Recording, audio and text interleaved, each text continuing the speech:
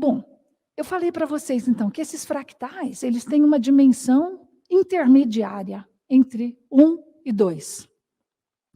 Vamos tentar entender como é que essa dimensão intermediária, fracionária, aparece. Vamos começar lá em cima, com uma linha branca. E agora eu vou fazer uma escala onde essa linha branca vai ficar 2 vezes maior, tá? Essa escala aqui. Isso significa que agora, se eu tento colocar essa linha branca dentro dessa estrutura que eu criei, eu vou precisar de 1, 2. O número 2, eu fiz a escala aqui, 2, e aí é 2 a potência 1, porque eu estou em uma dimensão para me dar o número 2. Tá? Agora, pega aqui um quadrado branco. Você faz uma escala de 2 na direção x e uma escala 2 na direção y. A escala aqui é 2. Eu pergunto quantos do quadrado branco eu preciso para cobrir o quadrado violeta. São 4. Está aqui o número 4. Porque eu estou em dimensão 2. O expoente aqui é 2. Agora, imagina, se isso aqui fosse um triângulo fechado, todo branco. Isso aqui fosse um triângulo fechado, todo cor-de-rosa. Se eu escalasse isso aqui por 2 e por 2, aí o que eu teria... Ops. Por que ele não vem? O que eu teria é que para eu cobrir o meu triângulozão todinho com os brancos, eu precisaria de 1, 2, 3 e 4. Só que eu tenho um triângulo de Sierpinski. O meio é vazio. Então, eu só preciso de 3. Eu não preciso de 4. E quando eu tenho 3 aqui, que é o número de cópias que eu obtive quando eu fiz a escala de 2, é para isso que logaritmo foi inventado. Logaritmo de 3 dividido por logaritmo de 2 me dá 1,58.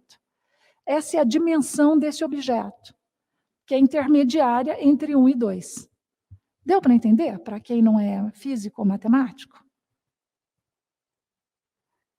Então, esse objeto tem dimensão 1,58, tá? Que é uma dimensão fracionária. Bom, uma das coisas que eu estudo é como é que os elétrons se comportam. A gente sabe muito bem como é que elétrons se comportam em 3 dimensões, em 2 dimensões, em 1 dimensão, até em 0 dimensão. É uma coisa que se chama pontos quânticos. Aí, a coisa que eu queria saber é como é que o elétron vai se comportar em dimensão fracionária, que a gente chama de dimensão fractal. E aí, em inglês, a gente fala, what the frac? Bom, para isso, a gente se inspirou numa coisa que disse o Feynman. O Feynman foi um físico americano, que já morreu, ele nasceu 100 anos atrás, e foi uma pessoa que deixou um legado fantástico na física para a gente. E num seminário que ele deu, há mais ou menos 60 anos, ele disse uma frase, na época ele dizia, se a gente conseguisse ter todo o conhecimento da enciclopédia britânica na cabeça de um alfinete, hoje a gente tem no Google, mas naquele tempo era uma alucinação. E uma das coisas que o Feynman propôs para a gente era, os físicos tentam sempre olhar o que já existe na natureza e explicar. E se a gente, ao invés de explicar, a gente criasse a natureza nós mesmos. A gente pegasse cada objeto e criasse a matéria. E com essa frase, tem um monte de lugar lá embaixo, ele estava convidando a gente para criar a matéria de baixo para cima. E é uma coisa que a gente tem que fazer agora. As eras da humanidade têm o nome dos objetos que a gente usa. A gente passou da idade da pedra para a idade do ferro, para a idade do bronze. Nós estamos na idade do silício, saindo da idade do silício e entrando na idade quântica. Só que para a idade quântica não tem material, a gente tem que criar um material de baixo para cima, com as funcionalidades que a gente queira. Então, essa é uma das atividades que eu trabalho, criar matéria quântica. Deixa eu chegar aqui embaixo. Isso aqui, então, faz parte dessas tentativas. Isso aqui que vocês estão vendo é uma coisa que se chama um coral quântico. O coral quântico foi construído em cima de cobre, da superfície de cobre, e cada uma dessas pontinhas que vocês estão vendo aqui é um átomo de ferro.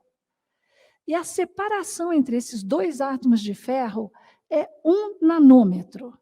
O que significa isso? É 0,8 zeros e 1. São 9 casas decimais depois do zero, do metro. Quer dizer, é numa escala muito pequena. Ele botou esses ferros assim, formando um coral, e essas ondas que vocês estão vendo aqui dentro são ondas eletrônicas. A gente está enxergando a onda do elétron no coral quântico, tá bom?